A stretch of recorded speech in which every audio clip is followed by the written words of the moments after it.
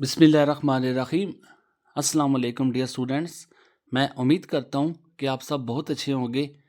سیکنڈ ایئر کے اسٹوڈنٹس کے لیے میں اس ویڈیو کو ریکارڈ کروں۔ انگلش بک 2 آج کا ٹاپک ہوگا۔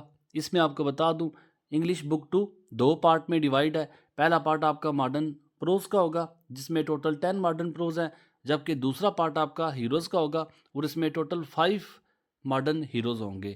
اس پارٹ سے الگ کوشچن پوچھے جاتے ہیں، جبکہ ہیروز کے پارٹ سے الگ کوشچن پوچھے جاتے ہیں۔